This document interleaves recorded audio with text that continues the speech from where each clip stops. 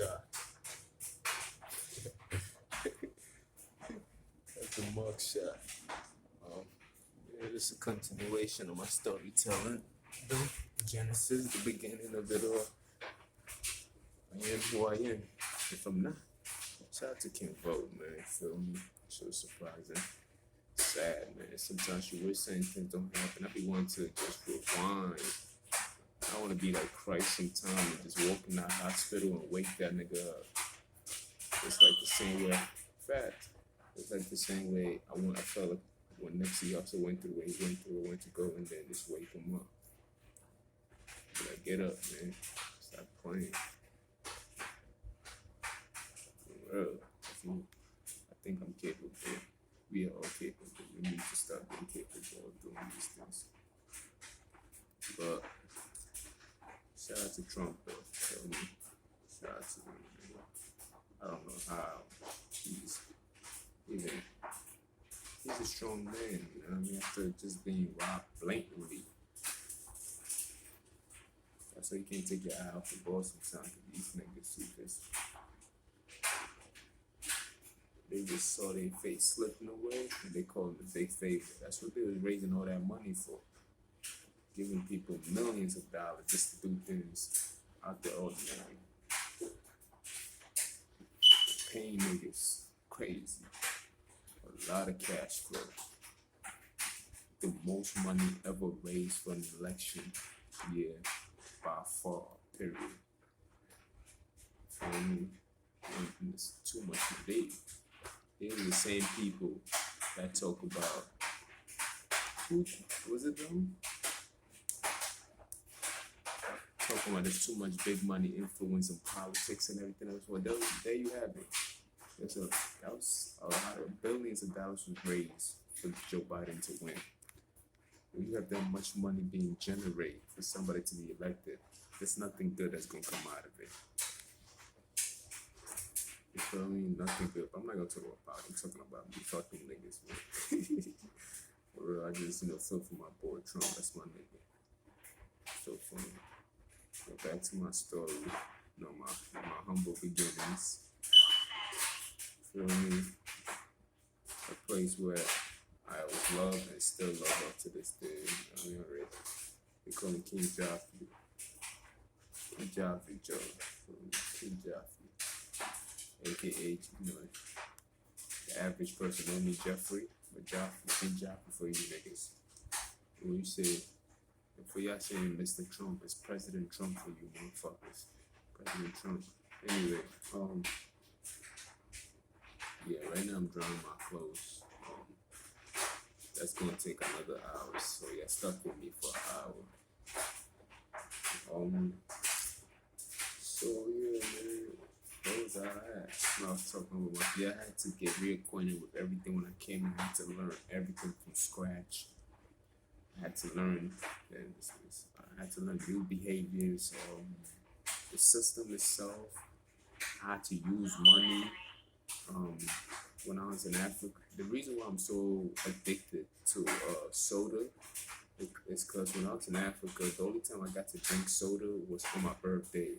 Like they'll give me a bottle of Fanta, but most of the time it was just healthy, like a lot of water. I was drinking a whole lot of water. And my grandma always makes sure that she flush our system every other month. It's like the worst. It's like they had to chase me around the house just to flush my system out because it was very uncomfortable to do so. They gave me some medicine, you're gonna be on the toilet for years. Everything was coming out. Talking about everything, but we ain't gonna discuss what's coming out of it. But yeah, so everything, it was like, there was a lot of healthy things going on. So soda was like, okay, it's his birthday. Let's spoil him for a little bit. So they gave me like the Fanta bottle, and I was so happy. I felt like a king. Because when you deprived of something and you finally get your hands on it, it's the wealth of it in that moment in time feels like a gold. Like it feels like ownership. It feels like you holding a golden sword, and it's like a victory. But it was just regular soda Fanta. honestly. So I was, yeah, on those days I was so happy. But when I came to America, whew, I walk in the store, it was like, I'll give you the feeling. I told you the Fanta on my birthdays when I was in Africa was like gold to me. It was the value was that high. When I walk in the store, my first impression is when you open, you see the store and just nothing but soda bottles. In my first glance of a moment, I was like, ooh, I felt like I walk in heaven. Like, oh my God, it's so many. I'm like, what the fuck? Like me knowing what I knew at that time, like, yeah, that is a lot of hype. There's a lot of sugar, like, because back then it made it seem like you're not supposed to drink that much. What you're not supposed to is really not healthy. There's a lot of sugar drink.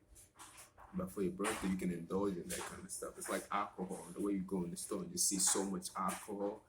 But so I walked in, I'm like, ooh, all I saw was just my pride and the joy of having to taste that once in a year. But it's so much in front of you, and you like, I can buy as many as I want in this moment right now, as much as my money help can buy.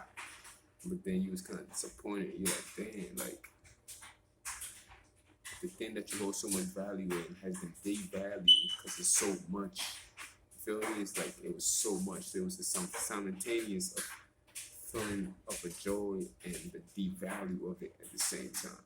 So even up to this day, I can walk in the store and grab me a soda, even though I know it's not good for me, because I'm still fighting my demons on that part.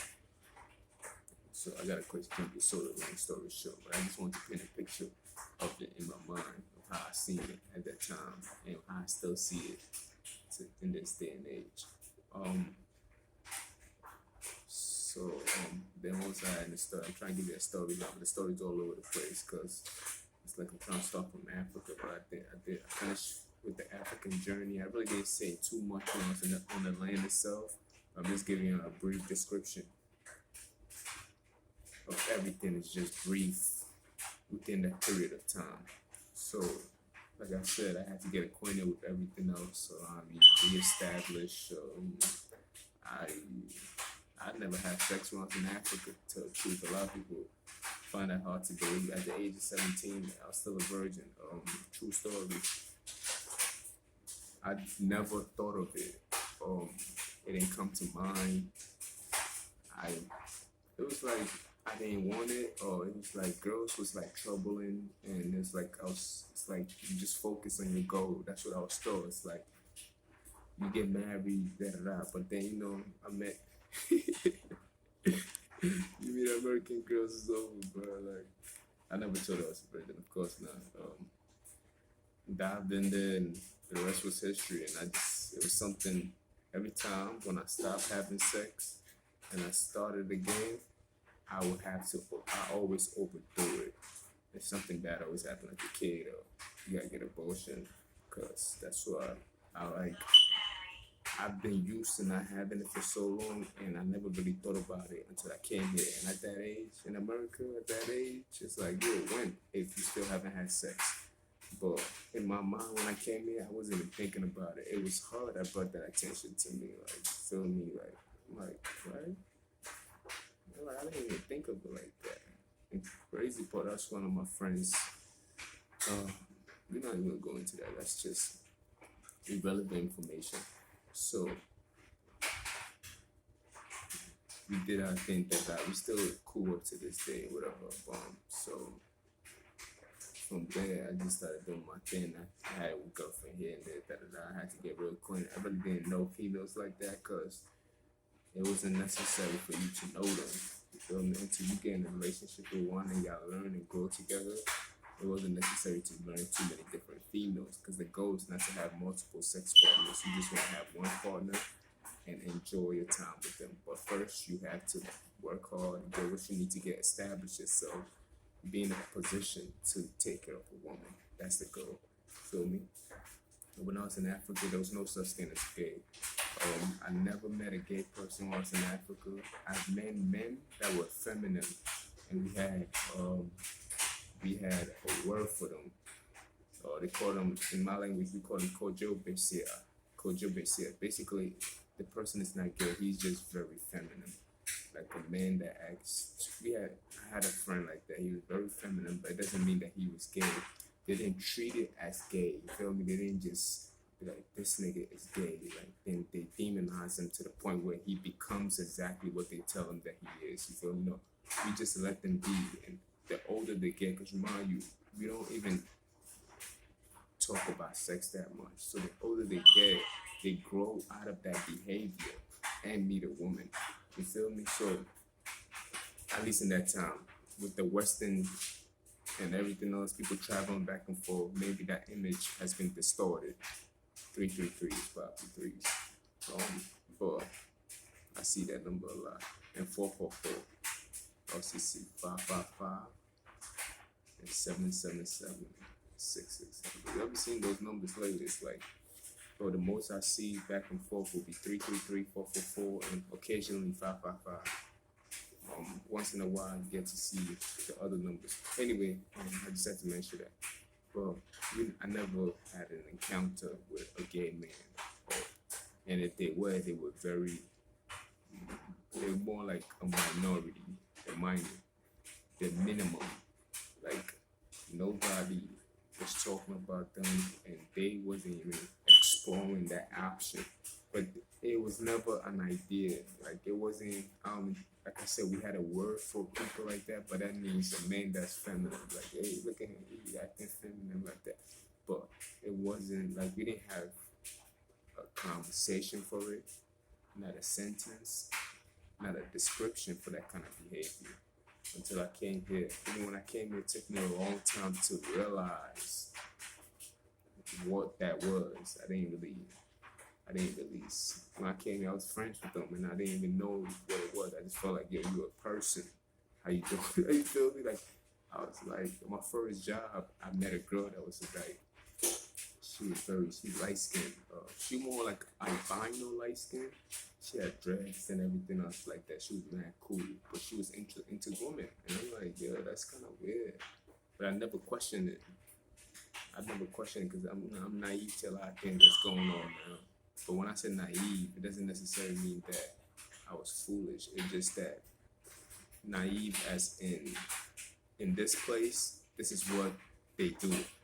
I think the amount of attention that a homosexual get in this community can only be in a privileged society. In other society that's struggling with other things, that would be an afterthought. You feel me? But American community is so privileged. Like, there's so many things that you have is that you can afford to make this a subject. In other communities, you can't afford to make that a subject. That's like a back burner. Like, what the fuck are you talking about? Nigga, you ain't had time for talk about sex. What do you mean equal rights, nigga? You trying to establish a family. You trying to establish unity, trust, and everything, and maintain it. You talking about homo and like, nigga, it can only happen in a privileged society where these people have a lot. It's like it's overindulged. Like, everything is overdone.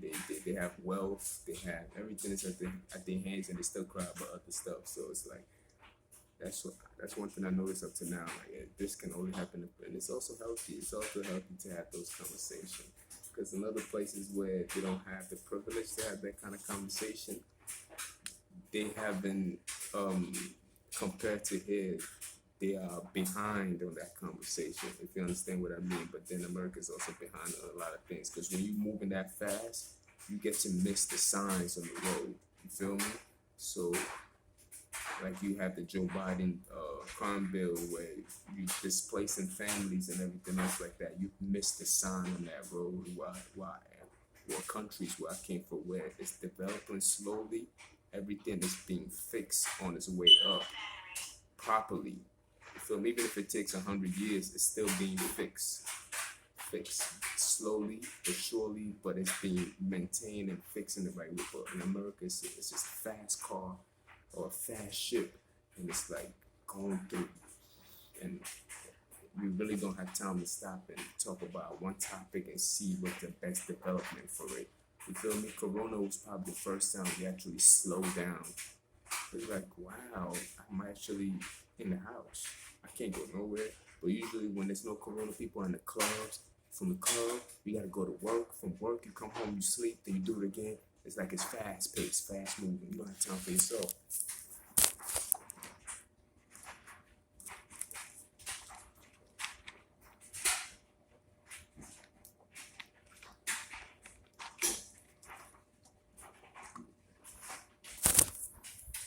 Back from the commercial break. So you don't have time for yourself. So everything over here is just moving fast, and most of the things that needs attention from society. Remember, we don't think about individual. When I speak, I'm thinking about the whole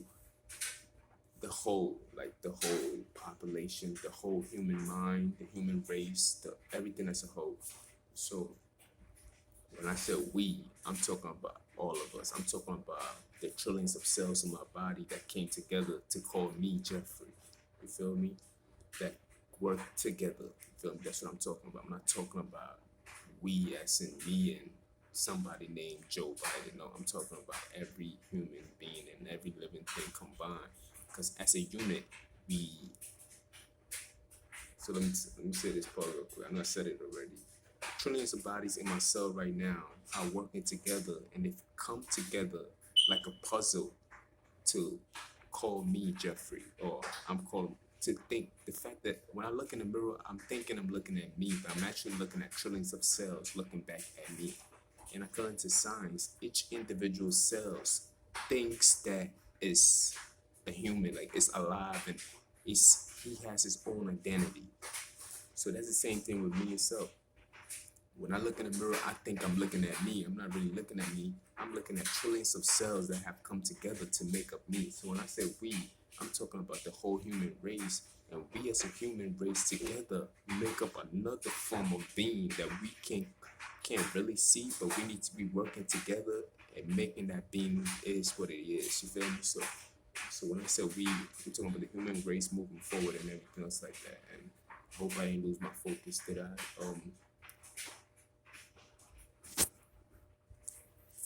So that being said, I hope I didn't lose my fuck, man. So fucking bitch. It's like I can't really explain myself in between lines no more. Cause I get, but we have to come together. Yes, that's a fact. To work together. But I'm talking about the difference between my experience in Africa and my experience here. So in here, the reason why people put so much emphasis on something because some of the topics are selected because they're moving through life so fast that these subjects are selected. They don't take time to analyze it and just move stage by stage by stage. There's too many different people coming in and out of your house. So it's like you can't really address every detail of each individual. You can't really address that. So it's like they pick topics at hand. Immigration. They got the black BLM. They have white supremacists. They have homosexuals there. Like these things, like they just pick these things just so they can have you, work on these things when there's so much more to work on. They let you forget about family. They assume that you should have that covered already. Feel me? But where I'm from, that's not the case at all. But when you have a privileged society like this, you also have other tools that help you maneuver. Feel me? Although you're moving that fast, you have tools that even when you crash, you can and it fix itself, then it gets back on it again. But the people will never have enough because it's like everything there's an answer. But anyway, back to me. As I'm talking about me to myself. You feel me? But it's always about the people as a whole. Anyway, look, and it's a recording, by the way. It's on record.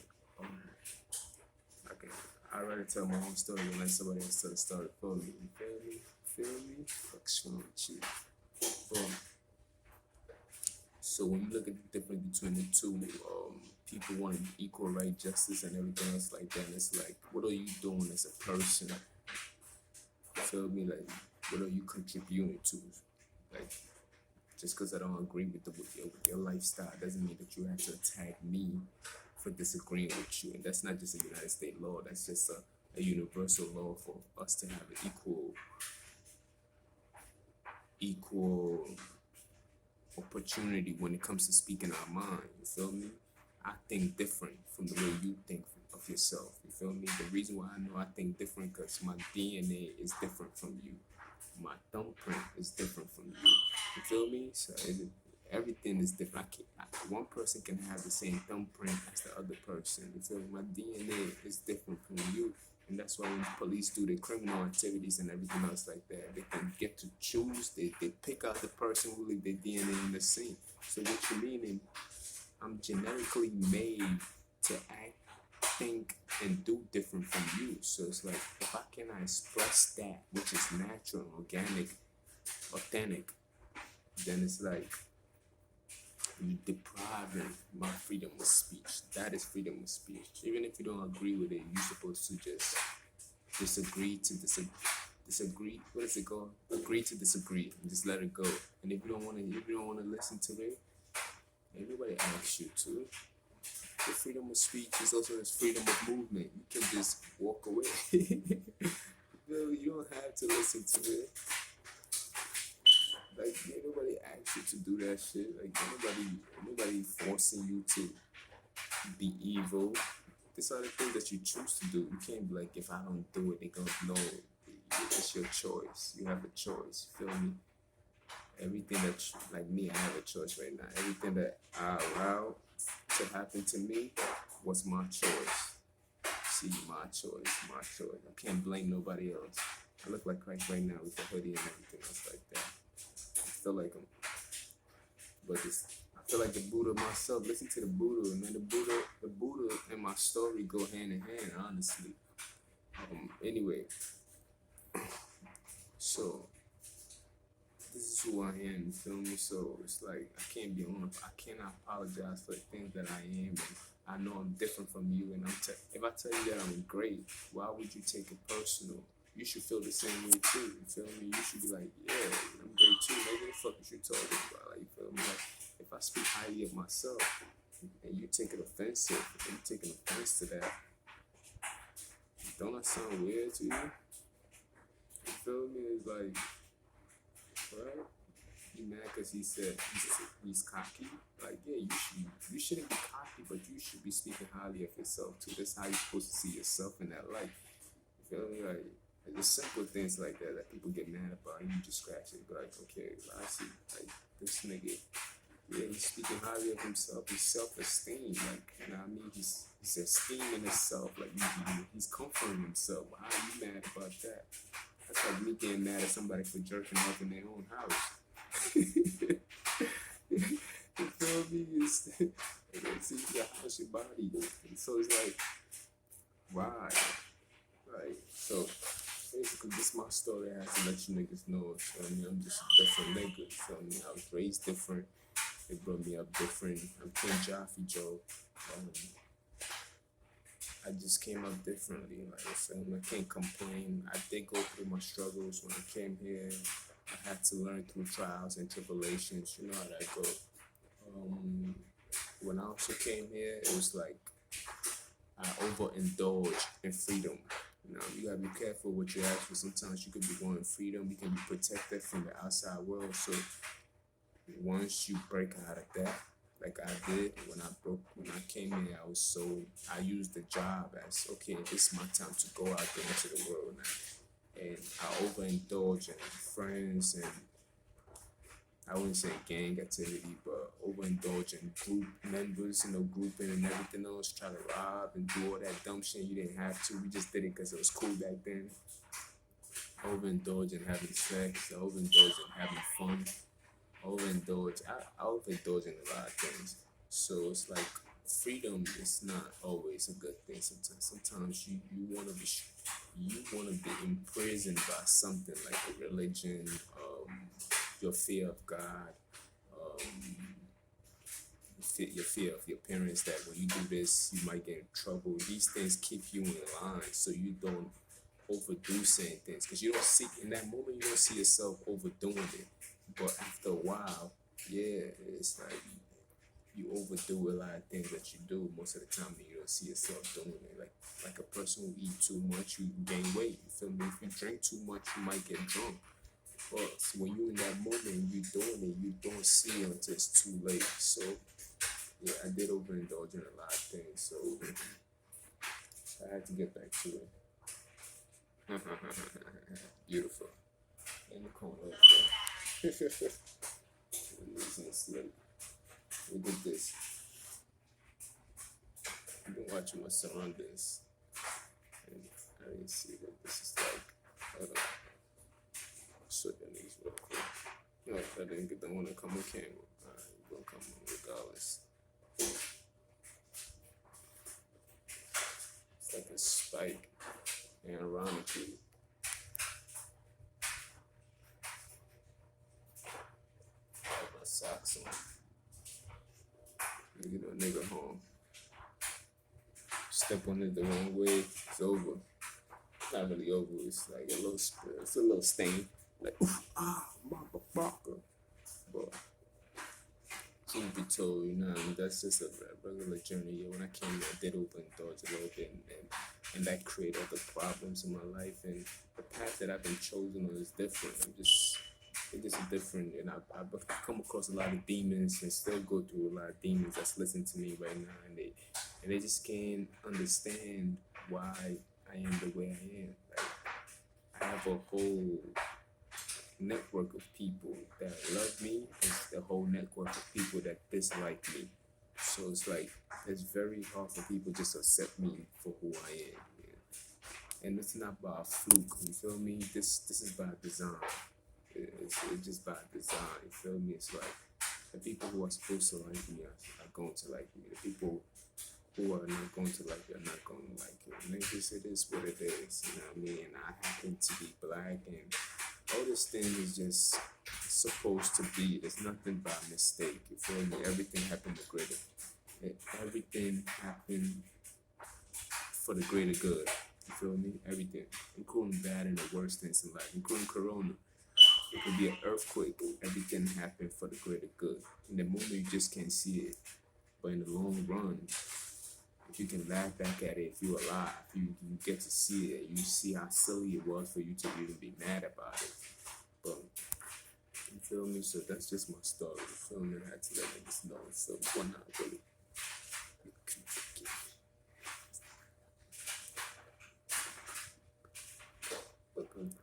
So that's just a little bit. My next storytelling will be I'm gonna go back into not go back. We ain't going back nowhere. Fuck you. Next storytelling is I'll be going back into my earlier days in Africa and give you details. The story will be, I pick any story, but it will pertain to the lifestyle. So I'll try to paint a picture through my words so you can be there and live there with me and see how things work. You feel me? And the innocence of it, and just sometimes the hard part of it. And, it was hard sometimes too. It wasn't all that Gucci. I mean, I'll tell you one story about when it was hard. I mean, not hard as in hard, like it wasn't like snowstorm hard, but how do I give you an example of me having a maid and everything else like that? And you think that's fortress and everything else like that? We also had a huge problem where sometimes you have blackouts for the whole country, sometimes the whole town side or the whole countryside, or sometimes there would be no, the flow. It wasn't like the America way. You niggas had me good, I ain't not gonna lie. Like water, I could just go in the kitchen, water. You feel me? But sometimes in Africa, there wasn't, the water wasn't coming in. It could be because of political differences, whatever, or it could be some kind of drought. So we would have to travel to another town with buckets on top of our head, get water from that place, and walk back with the bucket on top of our head. And you have to do it in a way where the woman were always better than the man, and walking in a way where I remember, I tell you a story when I did it a few times. My first time when I did it, it was like everybody needed to go, and I was so excited. I'm like, hey, shit, nigga, first time I'm about to get out the house. I'm going with my uncle. I mean, my aunts and them. The uncles never go. The men don't do that shit. But the women had to go, and the kids and the children, like teenagers, like us, we had to go. So, boom. So the women got the bucket, big buckets. I'm talking about huge buckets, shit that will flatten you if you put it on top of your head with water in it. Crazy. But I was excited to go. I didn't think about the pain. I was just excited about the journey. I was excited about the journey. So when I got there, I'm like, yay, bomb. It was a long line. You stayed on line for hours. Bomb. You get to the pipe and it took mad long for the water to come. Finally, bomb. They placed it on my head. That's when reality hit. I'm like, oh shit. Bomb. I'm like, damn. Like we walking, but it's like by the time I got what I'm just gonna breeze through it because I want to give you every small details. I'll give you small details. So they placed it on top of my head. First I had to get my stepping right. I'm like, oh shit, it's like you're right, you're right. So my aunt was holding me. It's like, okay. It's like you just gotta make sure that when you don't walk too fast and watch your steps so you don't fall. You pour all the water. Remember the water, you need the water. That's why you got it on top of your head. I'm like, cool. I was like, I got it. So you take your first step, a little. When I took my first step, small bit of water fell out of it. So I'm like, if I walk this way, you're gonna be losing water. So you have to walk very gently and slow and keep your head straight, steady and forward. So you keep your neck straight and just don't focus too much on the thing, but just keep your path on the road, and you just holding it like this. You have to hold it like this. Some of the women just put on top of their head and just walking like, and just they got a motion to their walking, but not me. I have to hold with two hands and just make sure I don't walk too fast. It's not a race. This is all about stability. This is about you keeping enough water in the bucket. The amount of water that you have in the bucket.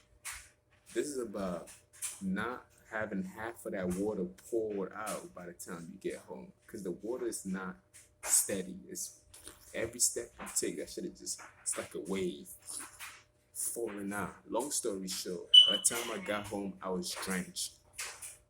My whole body was wet. There was no water left basically. My first time, like it was the dumbest. I was in pain and I came home with nothing, honestly. that shit, like I was not a champion of it. Like you feel me? It was just it was just wetness. My whole shirt was wet. My pants, everything was wet. It's like that boy took a bath. He don't need to be taking a bath. They were laughing at me because it was like they knew that was going to happen because they knew that was my first time. They've been there thousands of times doing that.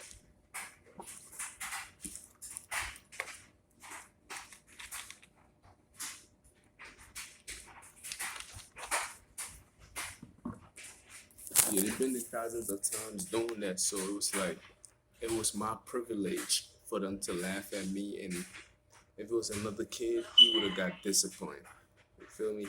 He would have got whipped because he didn't have the same kind of rights as I did and everything else like that. And they didn't have that kind of favor upon him like I had the favor. So it's like, so although and I went back like 2 more times, and the third time was better than others. So it was like that would be like a physical, but something that can help you out in the long run. Like, every muscle that you build right now, every pain that you absorbing right now is eventually gonna help you out in the long run. Feel me? I can't believe 34 minutes passed already. That's amazing. I started this at 2:23. It's about to be 4 o'clock. That's how long it takes. Shouldn't take nobody that long to do some damn laundry. Anyway, so that's one of the few things that we go through on a regular basis. You can create an empire, but there's still gonna be some kind of things going on, like the blackouts. When I came here, I did see a blackout in New York City. There was a blackout once upon a time. They call it the year 2K. Then they talk about the system of being turned over, and it was just a blackout, and we just loved it. It was like Everybody in the neighborhood was out there. We were just wild kids back then. I was running with some wild niggas. They were so happy that it was a blackout. They wanted to cause violence. It was just, it was nothing to be mad about. It was just, it was a blackout. So that caused, this moment caused for violence. Basically, that's what they were saying. Like, it's like, yo, we gotta do something. We gotta do it's black out here. We gotta go break into some stores. We gotta steal some sneakers. Like people were just talking. It was just that's the language of the land at that time. Some people were talking about catching a body, and I'm like, at the time when they started talking about cat, I'm like the sneakers and everything else. I was like, yeah, let's go. It was adventurous. Yeah, let's go get some. Then some other lady talking about, hey, I gotta go catch me a body. I have to catch me a body. I'm like, yeah. I think it's time to go home after that. You feel me? Just ding, like, I gotta go. I see you niggas later. But that's like a different kind of group. Cause when I grew up, I had my own group. We had a lot of, I mean, it was a lot of us. That's why I have so much problems now. Cause it was like, it was so many of us. Honestly, it was like, it was ridiculous, bro. I ain't gonna lie to you. It's like I have an adventure to tell. It was so many of us. Then we link up with other neighborhood kids, and it's like niggas. They grew up. They had their own little place. They grew up together. So when I came here, my little cousin, he was very friendly. Even he became a fuck nigga. He was very friendly, and he came. He was friendly with them. When I came here, I wasn't that friendly. I was just very stern, and people just like that nigga never say nothing. You sure that's your cousin? Like it's like yeah. Then we had I had the privilege. The reason why they came to know me because I had the privilege of always having the house to myself because my mother used to travel a lot. She used to go to Africa a lot. Every summer she used to live me with the crib. I used to be in the crib for like the whole summer and a little bit of winter. So I had like the crib to myself for like 4 months. So the whole summertime, the neighborhood would come to my crib. You feel me? We was running trains and bitches. Like I was bringing girls from my high school, at least 10 girls coming in there, and it's like 2 to 1, 2 niggas to 1 girl. Sometimes it gets so dry. I've seen at least 5 niggas to 1. Feel me? And these girls is crazy, my nigga. It wasn't what it seems today. They'd be like, oh, that's rape and everything else. That was the language of the day. It wasn't rape. It was like it was they call it running the train and everything else like that. It wasn't like we surprised her. No, you tell her nowadays these niggas would be having sex with a girl, then at least 2 other niggas walk in. I'm like, yo, that's rape, my nigga. you can't surprise her, nigga. You can't. That's not good. That's no. How would she say no? What you gonna do? Like, what nigga? You gonna do? Force yourself upon? You feel me? That you playing close. That nigga's playing dangerous game out there. I had to separate myself, but I'm playing dangerous out there. I got chill, man. It's all good today until tomorrow. The same bitch will come after you, bro. Shit, I got chill. I know who it is, but they bring like mad girls. My nigga will bring girl. They bring girl. We bring like 10 different girls, and the crib used to just be full of girls. You feel me? And a bunch of niggas. Then the girls go home. We wake up. In the next morning, everybody go home, take their shower. It's summertime, no school. They take the shower, we go to the basketball court, we ball hard, play hard as fuck, like, you feel me? Like, to the point where you almost lose the friendship. Then from there, we come back and do the same thing again. We never used to smoke or drink, but that's just the law of the land. And at times people was talking about robbing people, so we go out there, entertain those things and everything else like that. So it was like I didn't have to do those things. I really didn't from where I came from and everything else like that. But it was just like when you don't have community activities and you don't have things to keep kids engaged and other things like that. In the summertime, there's no school and everything else. And we was already grown, like 18. It's like the testosterone is kicking in. You're trying to prove yourself, and it's like it's crazy, bro. I didn't have to do none of that shit, but I did it with the rest of them. So it's a reason why I had to separate myself the way I separate myself. Because my journey is different, my nigga. You feel me? My journey is just different. I have a different journey, you feel me? And I had a lot of niggas in my hand. So it was too many. Niggas was too deep. We didn't like. It was too like drug dealers respected us. The gang members respected us. Like I was doing dirt before niggas became gang members. So it's like, like who was they gonna call to do anything to me when I was the one doing this shit? They seen it. The young niggas saw me coming up, so it's like come on, man. Like you had the most famous drug dealers in the whole Bronx that know you and know your crew by name and telling you, yo, y'all should come work for us, B. I like how y'all niggas moving. It's like, nah, like you feel me? Like, come on, man. Like, we didn't even have to join the gang. We didn't have to do none of that. Niggas ain't have to